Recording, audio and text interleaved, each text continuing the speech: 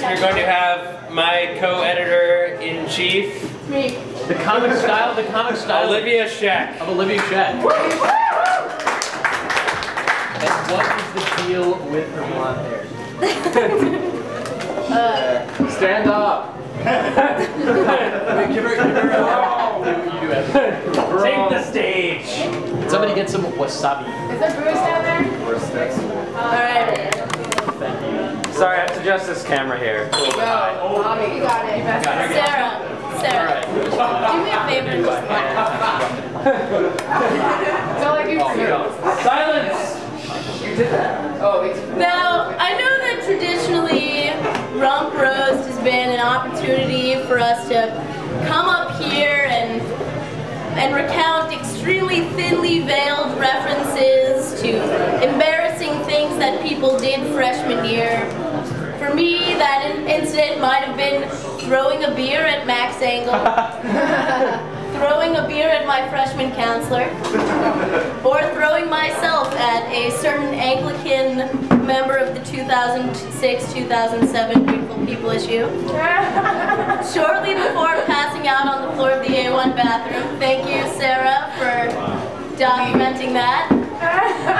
For others, that ignominious moment came as they were having full-blown sexual intercourse during a naked party, or urinating on their best friend, or on the floor of the lightweight crew house, or on their boyfriend during sex.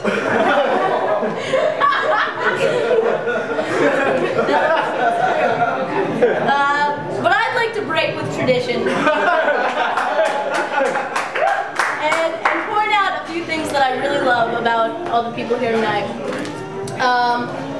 I'll never forget when I walked into my first naked party and Sam Heller, even though I barely knew him, he came up to me and he gave me a big bear hug.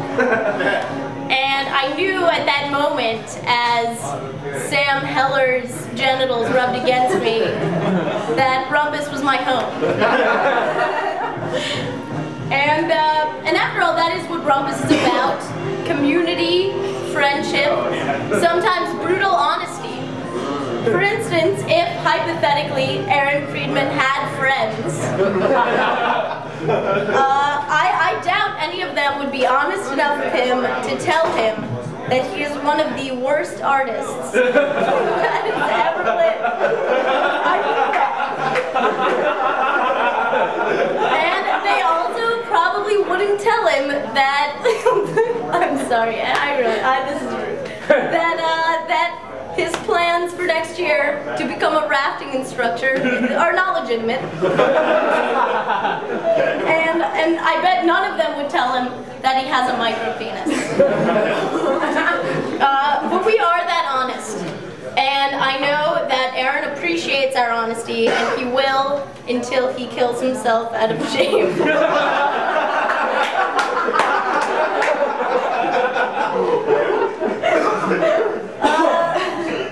Which brings up another thing that I love about the Rumpus staff.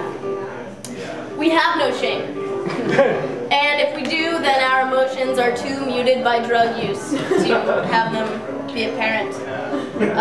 Like, if we did have shame, then there's no way Molly would still be getting blackout, puking drunk at the age of 22 years old. I don't puke anymore. Now I just get closer and closer to dying as a result of my drinking. Case in point. There's also pretty much no way that Kyle Matthews, if he had no shame, would have doctored the BP votes in order to put all Branford gay men who he wanted to have sex with him. I didn't know it was good. And I really doubt that if George London had any shame, he would continue to show up all the time, even though everybody thinks he's really weird. Good thing you didn't show up tonight. Full up, which is really weird.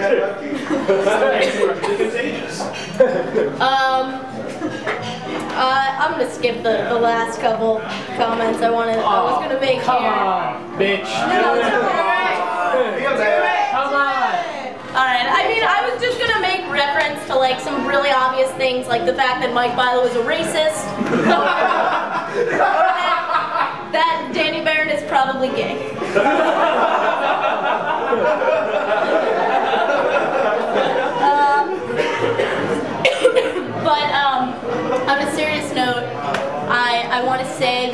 seniors will be very missed next year. You know, you didn't come to dinner, but your presence was felt. And I love you guys. And it was a fun year. Hey, it was a fun year.